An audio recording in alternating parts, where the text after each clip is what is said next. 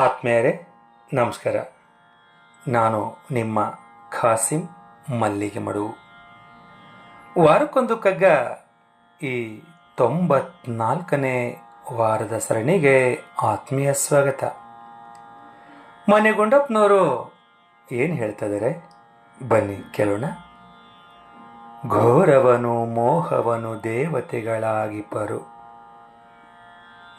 ಘೋರವನು ಮೋಹವನು ದೇವತೆಗಳಾಗಿಪರು, ಭೀರು ಯಾಚಕರಾಸ್ಥೆ ತಪ್ಪದಿರಲೆಂದು, ಭೀರು ಯಾಚಕರ ಆಸ್ಥೆ ತಪ್ಪದೆ ಇರಲಿ ಎಂದು.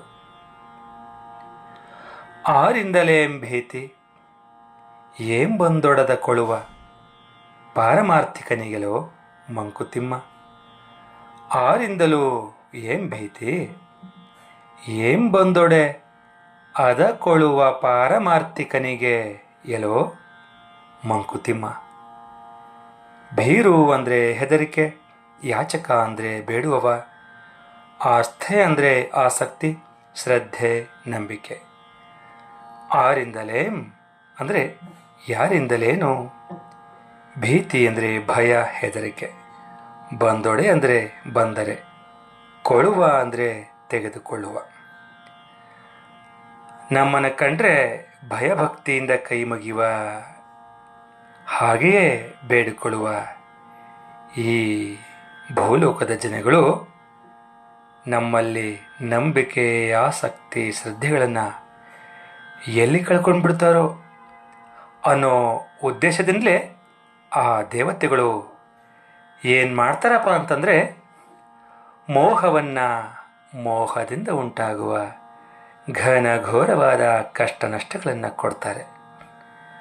ಆದರೆ ಅದೇನೇ ಕಷ್ಟ ಬಂದರೂ ಸ್ವೀಕರಿಸ್ತೇನೆ, ಒಪ್ಕೋತೇನೆ, ಅಪ್ಕೋತೇನೆ, ಆ ಎಲ್ಲವನ್ನೂ ಮೆಟ್ಟಿ ನಿಲ್ತೇನೆ, ಆ ಕಷ್ಟಗಳನ್ನೇ ಸೋಲಿಸಿ ನಾನೇ ಗೆಲ್ತೇನೆ ಎನ್ನುವಂಥ ಧೋರಣೆಯನ್ನು ಪಾಲಿಸುವ ಪಾರಮಾರ್ಥವನ್ನು ನಂಬಿಕೊಂಡವನಿಗೆ ಯಾರಿಂದಲೂ ಯಾವುದರಿಂದಲೂ ಈ ಭಯ, ಭೀತಿ, ಆತಂಕ ಇರೋದಕ್ಕೆ ಸಾಧ್ಯವೇ ಇಲ್ಲ ಎನ್ನುವಂಥ ಮಾತನ್ನು ಮಾನ್ಯ ಗುಂಡಪ್ಪನವರು ಇಲ್ಲಿ ಉಲ್ಲೇಖ ಮಾಡಿದ್ದಾರೆ. ಸ್ನೇಹಿತರೆ,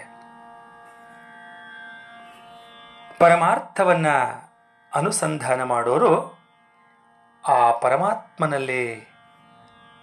ಪರಮಾತ್ಮನನ್ನು ಅಥವಾ ಪರತತ್ವವನ್ನು ಹೊರತು ಬೇರೆ ಏನನ್ನೂ ಬೇಡೋದಿಲ್ಲ. ಸ್ನೇಹಿತರೆ,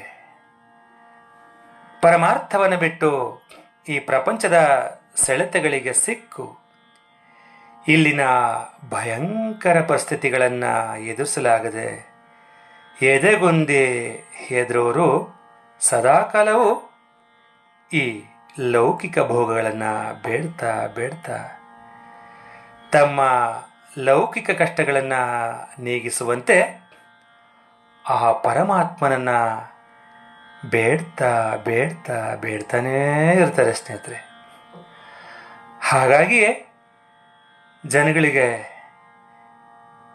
ದೇವರು ಅಂತಂದರೆ ಆ ರೀತಿಯ ಭಯ, ಭಕ್ತಿ, ಶ್ರದ್ಧೆ, ನಂಬಿಕೆ. ಬೇರೆ ಬೇರೆ ದೇವತೆಗಳಿಂದ ಬೇರೆ ಬೇರೆ ಅನುಕೂಲಗಳು ಆಗ್ತವೆ ಎನ್ನುವಂಥ ನಂಬಿಕೆಯಲ್ಲಿ ಎಲ್ಲ ಧರ್ಮದ ಜನ ಇದ್ದೇ ಇರ್ತಾರೆ ಅಲ್ವ ಸ್ನೇಹಿತರೆ. ಬೇರೆ ಬೇರೆ ದೇವತೆಗಳಿಂದ ಬೇರೆ ಬೇರೆ ಅನುಕೂಲಗಳು ಆಗ್ತವೆ ಎನ್ನುವಂಥ ನಂಬಿಕೆಯಲ್ಲಿ ಜನ ಇರ್ತಾರೆ ಅಲ್ವೇ.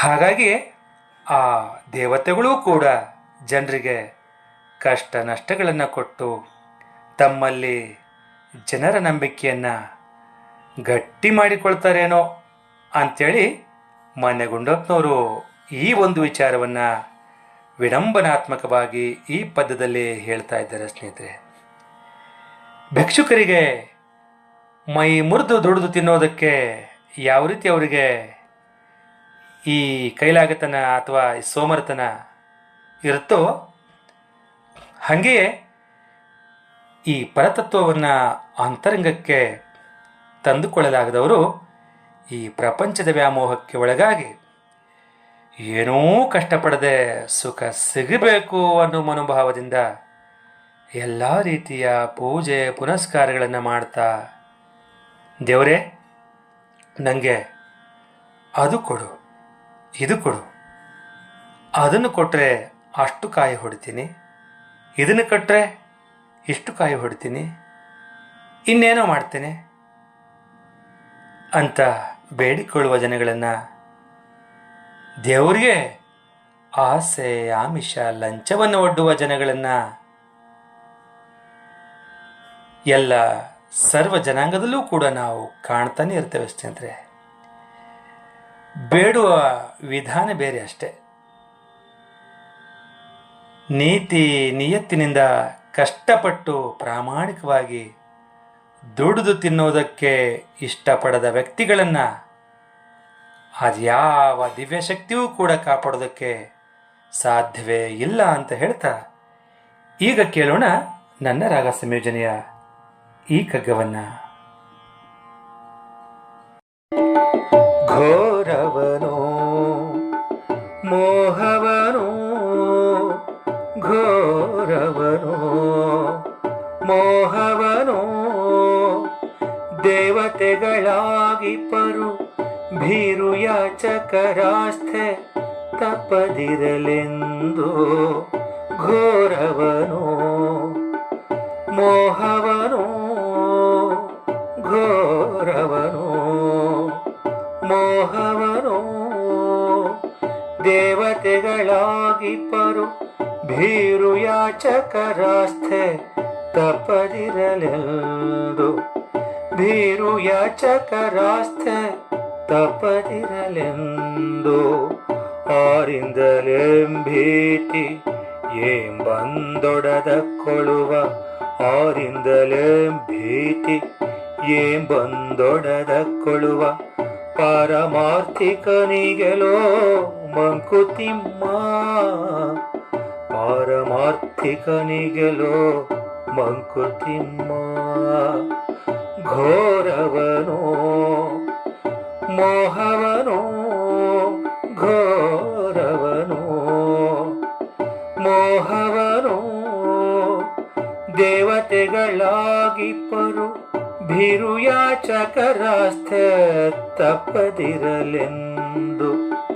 ಭೀರು ಯಾಚಕರಾಸ್ಥೆ ತಪ್ಪದಿರಲೆಂದು.